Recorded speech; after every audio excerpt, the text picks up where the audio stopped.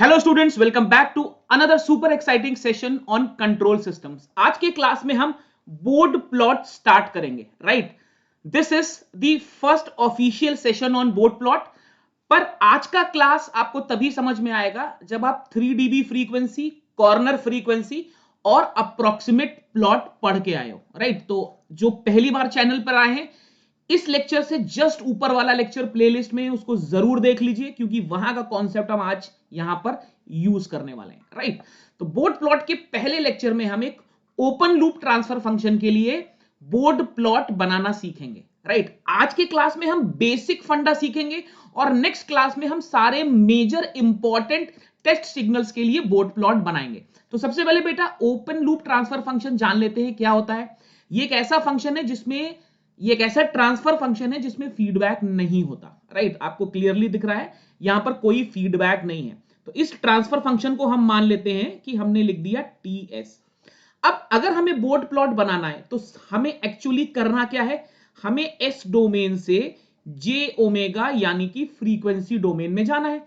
अगर हमें frequency domain में जाना है तो हमें ts की जगह टी ऑफ जे ओमेगा लिखना है। अब टी ऑफ जे ओमेगा का वैल्यू कितना हो जाएगा, ये हो जाएगा G of J omega into H of J omega. Right, simple है, एस को हमने जे ओमेगा से रिप्लेस कर दिया। ठीक, अब इसको बेटर समझने के लिए देखिए, किसी भी बोर्ड प्लॉट में हम दो चीजें बनाते हैं। सबसे पहली चीज हम बनाते हैं magnitude plot.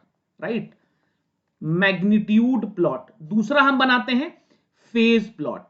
A Bode plot consist of two different plots, magnitude plot and phase plot. अब मैग्नीट्यूड प्लॉट हम किसके बीच में बनाते हैं, देखो अगर मैं आपसे बोलूं T of J omega, T of J omega, इसको मैं दो पार्ट में लिख सकता हूं। एक इसका magnitude, this is the magnitude part, एक टी ऑफ जे ओमेगा का फेज। ये दोनों चीजें हम पहले क्लास में कर चुके हैं। अब मैग्नीट्यूड प्लॉट में हम क्या करते हैं, in magnitude plot we plot mod of T of J omega versus omega. ध्यान रखेंगे, मैं ओमेगा बोल रहा हूं, मैंने लॉग ओमेगा भी नहीं बोल रहा है। बहुत से बच्चे यहीं पर पॉज करके कमेंट कर देंगे सर बुक में लिखा है कि लॉग ऑफ ओमेगा। अभी समझाऊंगा कि लॉग ऑफ ओमेगा कैसे आता है, बट जो बेसिक डेफिनेशन है वो यही है। मैग्नीट्यूड प्लॉट में हम mod of T J omega को ओमेगा के साथ प्लॉट करेंगे और फेज प्लॉट में हम angle of T of J omega को ओमेगा के साथ प्लॉट करेंगे। ध्यान रखिएगा, ओमेगा के साथ। लेटर ऑन बोर्ड ने एक अप्रोक्सीमेट प्लॉट की हेल्प से एक मैकेनिज्म डिजाइन किया जहां पर हमने ओमेगा को लॉग ओमेगा से रिप्लेस कर दिया। वो किस सिचुएशन में होता है ये हम एक एग्जांपल से समझते हैं। ठीक, एक ओपन लूप ट्रांसफर फंक्शन ले लेते हैं, सबसे फंडामेंटल टाइप का मान लेते हैं टी ऑफ एस। हमारा ट्रांसफर फंक्शन है के divided by S, S plus one. This is the most fundamental transfer function. मुझे इसके लिए बोर्ड प्लॉट बनाना है या मैग्नीट्यूड और फेज प्लॉट बनाना है, तो सबसे पहले अपने को क्या करना है, अपने को टी ऑफ जे ओमेगा निकाल लेना है। कितना आएगा, K divided by J omega into J omega plus one. Right, अब मुझे क्या करना है, अब मुझे निकालना है mod of T of J omega. Right, तो mod of T of J omega कैसे निकालेंगे, देखिए वैसे तो ये बहुत आसान है, बट जिन बच्चों का बेसिक कॉन्सेप्ट नहीं क्लियर है मैं उनके लिए भी ये वाला पार्ट अलग से सॉल्व कर देता हूं पहली और आखिरी बार। इसके बाद हम डायरेक्टली लिखेंगे। अगर हम जे ओमेगा से मल्टीप्लाई कर देंगे तो ये हो जाएगा J square omega square plus ये हो जाएगा जे ओमेगा। जे स्क्वायर की होती है वैल्यू -1, तो ये हो जाएगा माइनस ओमेगा स्क्वायर प्लस जे ओमेगा। ठीक, अगर मेरे को मैग्नीट्यूड लिखना है तो मैग्नीट्यूड कैसे लिखते हैं, under root A square plus B square. ठीक है ना, this is how we write the magnitude. तो ये ध्यान रखना, यहां पर मैंने बता दिया, इसके बाद मैं डायरेक्टली लिखूंगा। तो यहां पर वैल्यू कितनी हो जाएगी, this will be 1 upon under root minus omega square का होल स्क्वायर इज ओमेगा की पावर 4, ओमेगा का स्क्वायर इज ओमेगा स्क्वायर। अगर ओमेगा स्क्वायर बाहर करोगे तो ओमेगा स्क्वायर से ओमेगा बाहर आ जाएगा, this will B omega 1 plus omega square. तो ये मेरा मैग्नीट्यूड हो गया transfer function T of J omega का। ठीक है, अगर मेरे को फेज निकालना है तो कैसे निकालेंगे, देखिए वापस से ये फंक्शन लिखता हूं।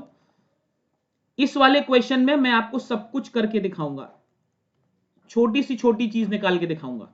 यहां पर क्या है, 1/j ω, और यहां पर है j ω+1। इसको जब मैंने सॉल्व किया था तो मुझे क्या मिला था, मुझे मिल गया था 1/-ω²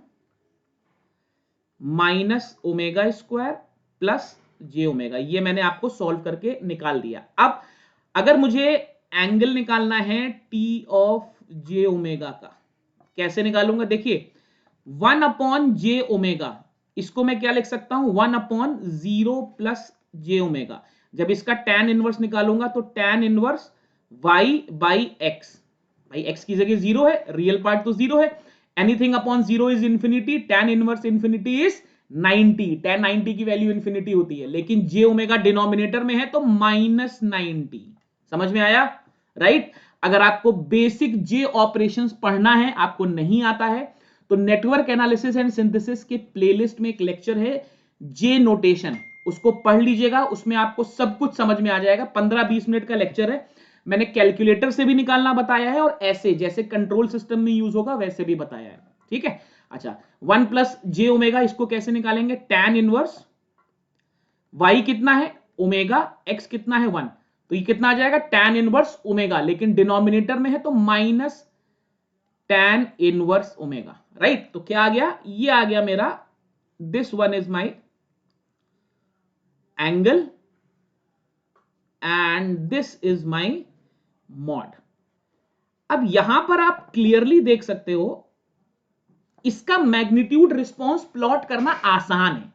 हमने जो ट्रांसफर फंक्शन लिया था, ये बहुत बेसिक ट्रांसफर फंक्शन आया है और इसका मैग्नीट्यूड आप आसानी से प्लॉट कर सकते हो। कैसे, पहले मैं मैग्नीट्यूड लिखता हूं, this is my magnitude, right. Magnitude को अब मैं m बोल देता हूं, m, मैग्नीट्यूड को हम कॉलिंग इट m।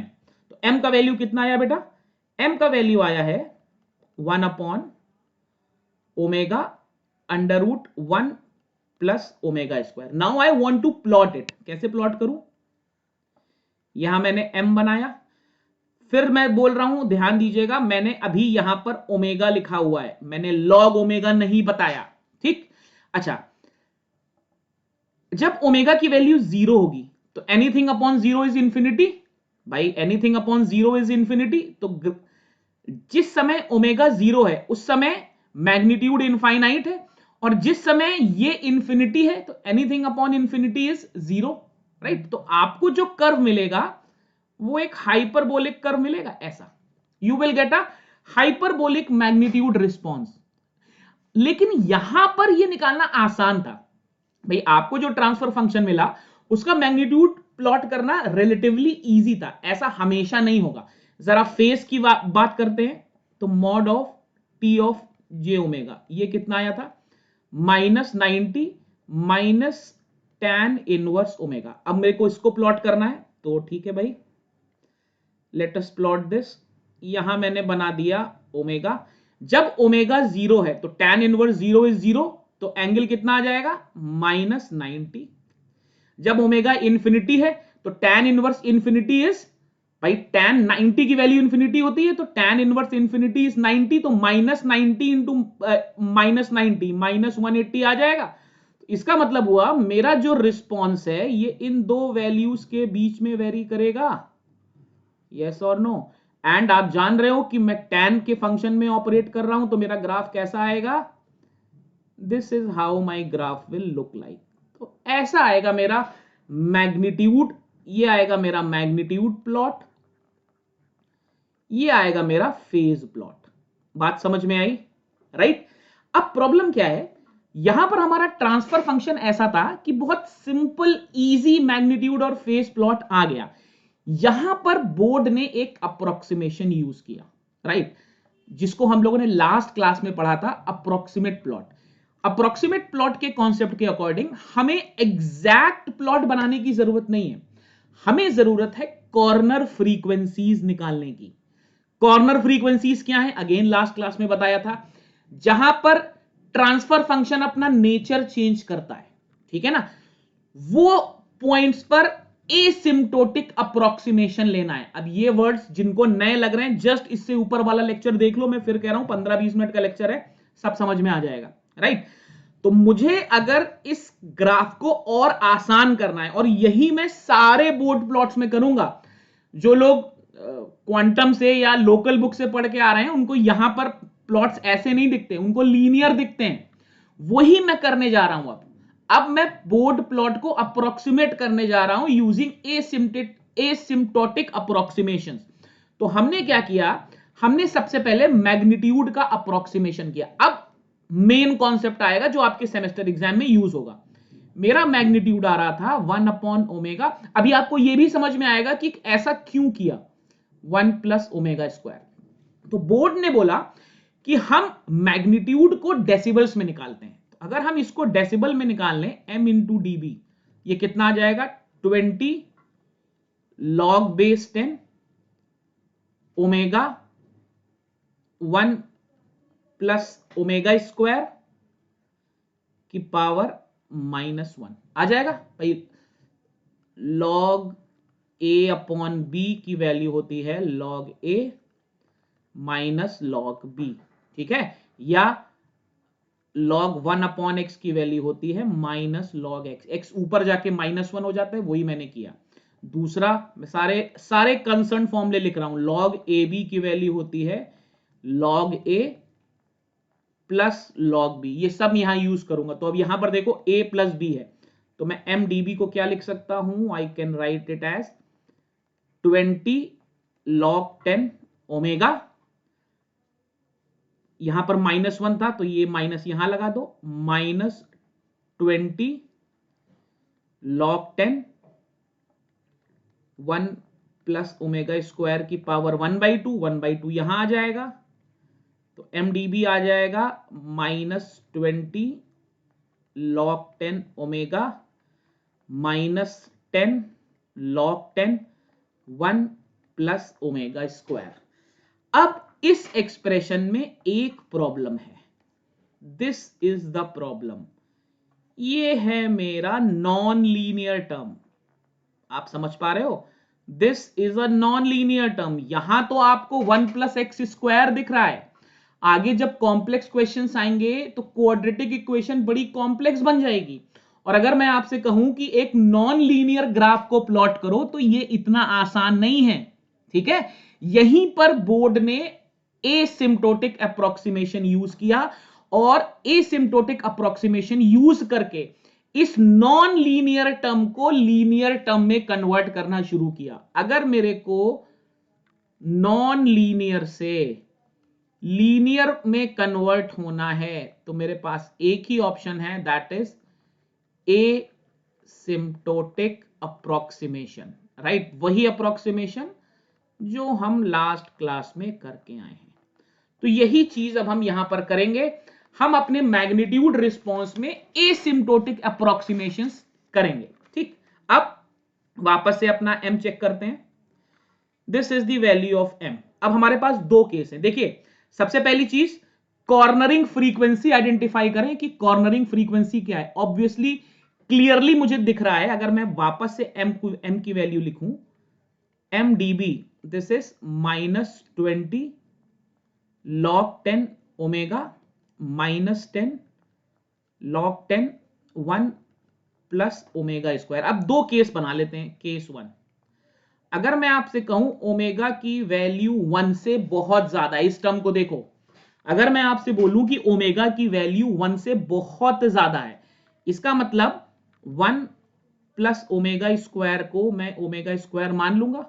अगर मैंने 1+ओमेगा² को ओमेगा² मान लिया तो मेरा mdb कितना आ जाएगा, this will B -20 log⁻10 omega -10 log⁻10 ओमेगा²। ये स्क्वायर यहां आ जाएगा, this will B -20 log10 omega -20 log10 omega, and this will B mdb -40 log10 omega. देखो लीनियर आ गया, जो नॉन लीनियर था वो लीनियर बन गया। अच्छा, दूसरे केस में भी चेक करके देखते हैं, केस 2।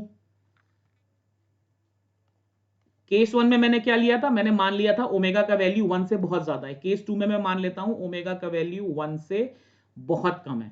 इसका मतलब 1 प्लस ओमेगा स्क्वायर को मैं लगभग 1 मान लूंगा, और आपको मालूम है log 1 की वैल्यू होती है 0। अगर log 1 की वैल्यू होती है 0 तो mdb की वैल्यू कितनी आ गई, this is -20 log base 10 omega. Again आप देखो, आपको एक लीनियर टर्म दिख रहा है, राइट।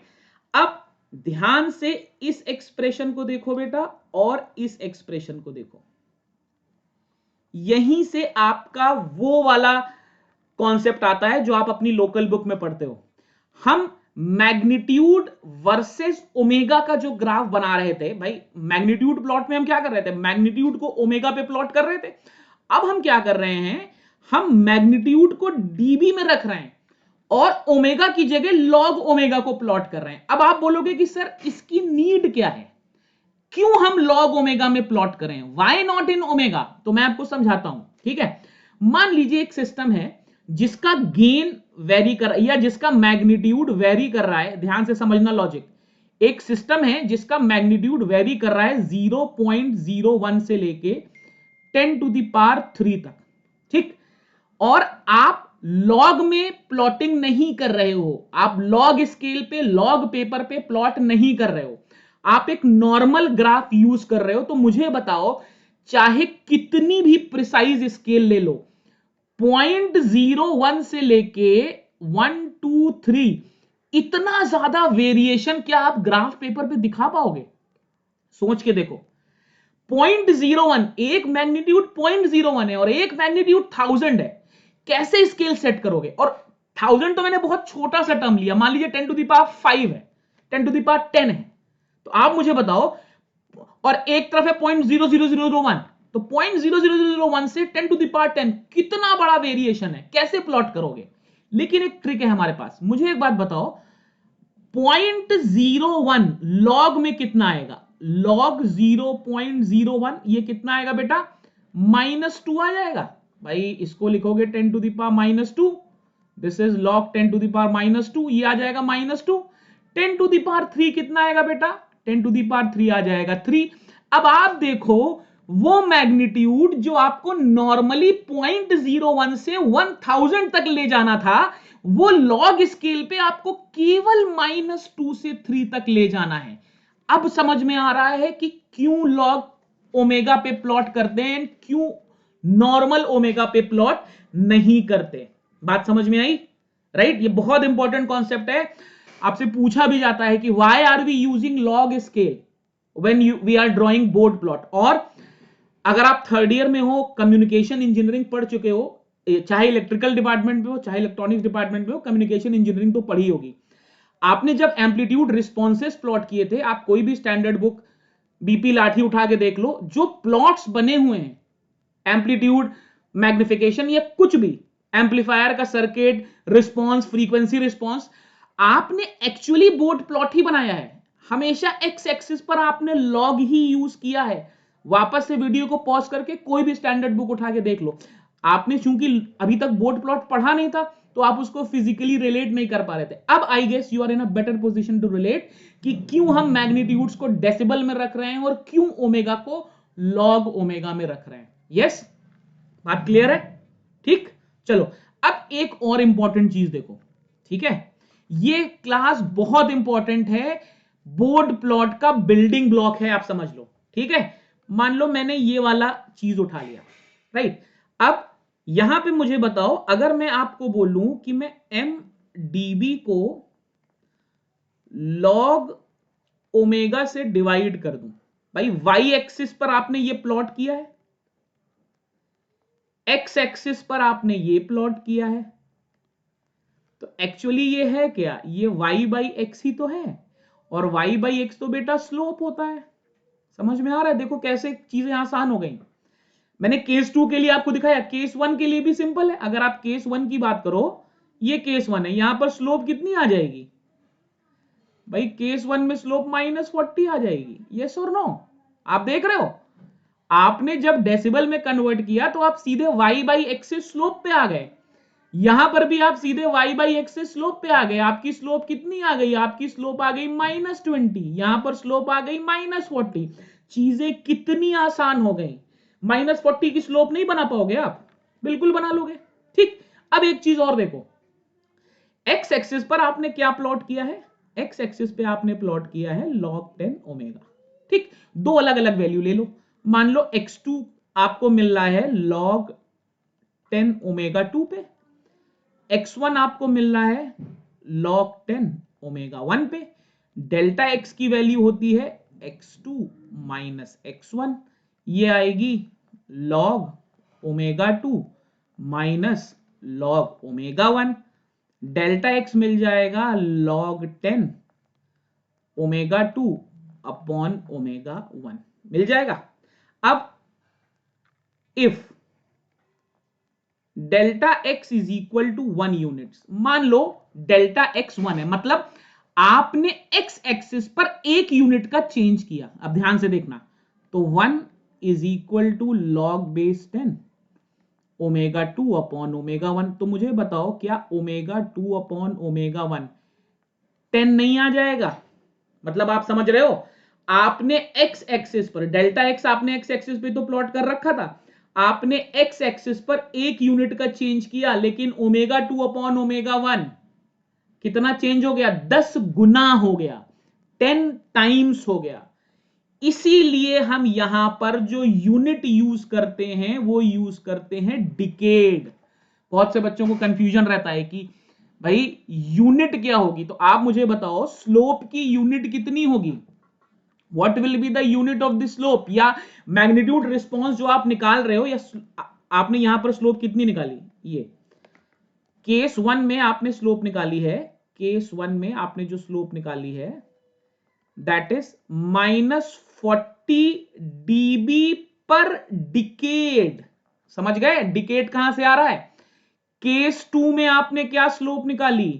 केस 2 में जो आपने स्लोप निकाली दैट इज -20 dB पर डिकेड। आपके पास 2 यूनिट हो गई स्लोप की। यस, एक यूनिट हो गई डिकेड, सॉरी, आपके पास एक नई यूनिट आ गई स्लोप की, dB पर डिकेड। एक और यूनिट होती है दैट इज ऑक्टेव। ये आपको मेरे ख्याल से सेमेस्टर एग्जाम में तो नहीं यूज करनी पड़ेगी, बट फिर भी देख लो, अगर ओमेगा 2 अपॉन ओमेगा 1 की वैल्यू 2 आ जाए, ठीक है, ध्यान से समझना, इसका मतलब क्या हुआ? log base 10 omega 2 upon omega 1 की वैल्यू 2 है। आप इसको ऐसे समझो, तो यहां से omega 2 upon omega 1 is equal to log 2। log 2 की वैल्यू कितनी होती है? 0.30103। ठीक है, क्लियर है? यहां से आपको एक और वैल्यू मिलती है, दैट वैल्यू इज ऑक्टेव। ये सेमेस्टर एग्जाम में जरूरत नहीं पड़ेगी, बट अदरवाइज आपको जरूरत पड़ सकती है। ये हो गया 1 decade is equal to 1 upon 0.3 octave, या आप कह सकते हो यहां से 1 octave is equal to 0.3 decade. Right, this is only for semester से थोड़ा ऊपर, नहीं भी करोगे तो भी कोई दिक्कत नहीं। ठीक, चलो अब जरा प्लॉट करके देखें कि इतनी पूरी कहानी के बाद मेरा आंसर कैसा आया। Let us try to plot. सबसे पहले मैग्नीट्यूड प्लॉट करते हैं, ठीक है ना, डेसिबल्स में। ये मैंने बनाया मैग्नीट्यूड MdB, और अब की बार मैंने क्या प्लॉट कर दिया, यहां पर मैंने क्या प्लॉट किया? मैंने ओमेगा नहीं प्लॉट किया, मैंने प्लॉट किया log बेस 10 ओमेगा। ठीक है, कॉर्नरिंग फ्रीक्वेंसी क्या थी? अगेन उन लोगों को प्रॉब्लम होगी जो लास्ट क्लास देख के नहीं आए। कॉर्नरिंग फ्रीक्वेंसी का मतलब मैंने अप्रोक्सीमेशन किस फ्रीक्वेंसी पे लिया हुआ है, ये है मेरी कॉर्नरिंग फ्रीक्वेंसी। अब कुछ लोग ये पूछेंगे सर कॉर्नरिंग फ्रीक्वेंसी कैसे निकालते हैं? मैंने आपको पहले भी बताया था फर्स्ट ऑर्डर सिस्टम में कॉर्नरिंग फ्रीक्वेंसी कैसे आती है और सेकेंड ऑर्डर सिस्टम में कॉर्नरिंग फ्रीक्वेंसी कैसे आती है। ये लास्ट क्लास था। ये फर्स्ट ऑर्डर सिस्टम में it is 1 upon time constant, second order system में जो नेचुरल फ्रीक्वेंसी है वही कॉर्नरिंग फ्रीक्वेंसी आती है। ठीक, आगे सेकेंड ऑर्डर सिस्टम में डिराइव भी करेंगे, वरना आपको ऐसा कुछ याद करने की जरूरत नहीं, आप क्वेश्चन देख के डिसाइड कर लोगे। वो पॉइंट जिसके बाद फंक्शन वैल्यू चेंज कर रहा है उसको कॉर्नरिंग फ्रीक्वेंसी रखना है। तो कॉर्नरिंग फ्रीक्वेंसी यहां पर कितनी है, ओमेगा इज इक्वल टू 1। अब मुझे बताओ केस 1 क्या था।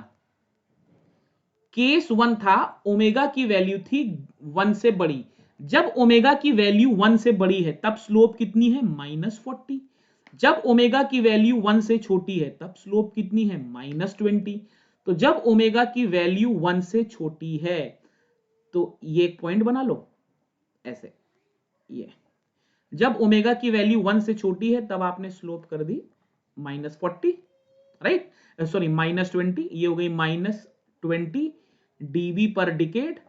और जैसे ही वैल्यू ओमेगा से बड़ी आई आपने स्लोप कर दी -40 डीबी पर डिकेड। क्या मुश्किल था इसमें, बिल्कुल आसान था। अगर आपको कोर कॉन्सेप्ट समझ में आ गया, आपने एक्चुअली इस ट्रांसफर फंक्शन के लिए बोर्ड प्लॉट बना लिया है, आपको पता नहीं चला, बट ये आपका ट्रांसफर फंक्शन था जहां से हमने शुरू किया था। ये एक आर्बिट्री ट्रांसफर फंक्शन लिया था, ये वाला, इसके लिए आपने बोर्ड प्लॉट बना लिया है, राइट, और आपको बोर्ड प्लॉट समझ में भी आ गया है होपफुली। अगर आ गया है तो please like the lecture and tell me in the comment section. एक और क्लास होगा, इसके बाद हम सारे बेसिक फंक्शन के बोर्ड प्लॉट देखेंगे। अच्छा, ये तो अभी मैग्नीट्यूड हुआ है, फेस प्लॉट भी बना के देखते हैं। फेस प्लॉट कैसे बनाएंगे। केस 1 में आपका फेस कितना आ रहा था, केस 1 है आपका अच्छा, हमने अभी फेज निकाला ही नहीं है क्या, निकाला है। This is my phase T of G omega, इसको उठाते हैं और दोनों केस बनाते हैं। अभी हमने फेज नहीं निकाला है।